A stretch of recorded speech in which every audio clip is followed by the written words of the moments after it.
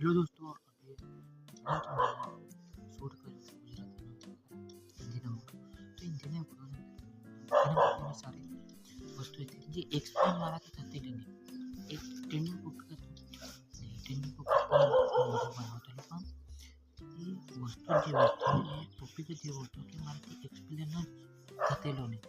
છતાં બી ગમે તે 5 મિનિટનો વિડીયો બનાવ્યો તો એ બી મારા માટે એવું ઘણી મોટી વાત કહેવાય કે એક્સપ્લેન ન થયેલું ટોપિકને બી હું 5 મિનિટ સુધી હું ખેંચીને લઈ ગયો તો એ સારી બી વસ્તુ ગઈ.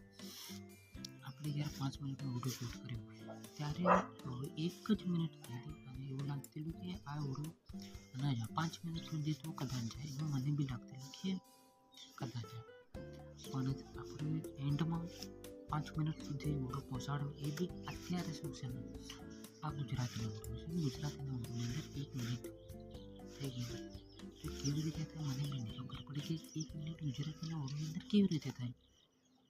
આપણે જ્યારે ઇન્ડિયન વિડીયો શૂટ કરતા તે વખતે 1 મિનિટ તો દૂરની વાત પર 5 સેકન્ડ બી કાઢવી મુશ્કેલ હતી અને અત્યારે જો એ સિચ્યુએશન પરિસ્થિતિ જો આપણે જોઈએ તો 1 મિનિટ કાઢવી કેમ એટલા બધી ઈઝી થઈ. અત્યારે મતલબ ટોપિક જ અલગ છે ને, ટોપિક અલગ છે એના માટે આ બધું થતું. ધીરે ધીરે આપણે એક માઇન્ડની અંદર ક્લિયર રાખવાનું કે કોઈ બી એક ટ્રેન્ડિંગ ટોપિક પર આપણો વિડીયો દરરોજ આવશે. રહી વાત આપણે મેઇન ચેનલની વાત કરીએ તો મેઇન ચેનલની અંદર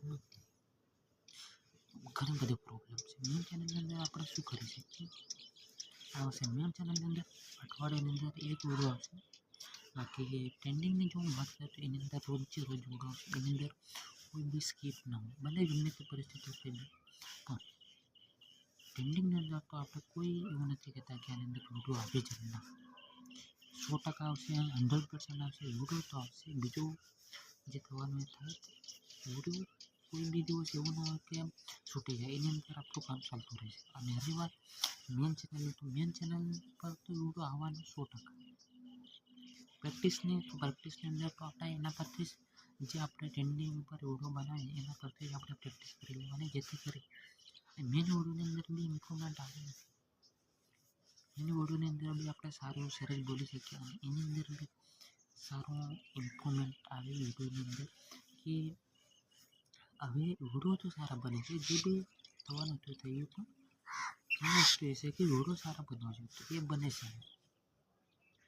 જે વખતે આપણે પહેલી વિડીયો શૂટ કરતા તે વખતે આટલા એવી વિડીયો શૂટ ન થતા અને અત્યારે જો બીજું તો 1-2 દિવસ ગેપ થઈ જાય છે આપણે બે મને પણ વિડીયો શૂટ થાય છે એ કામ રોકવું નહીં જોઈએ.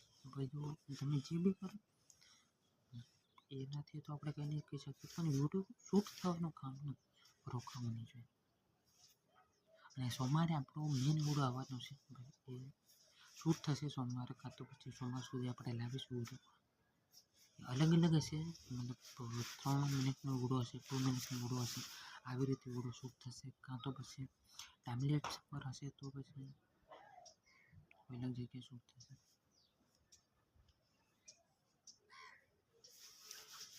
તો આ રીતે આપણે વિડીયો શૂટ કરીશું. બાકી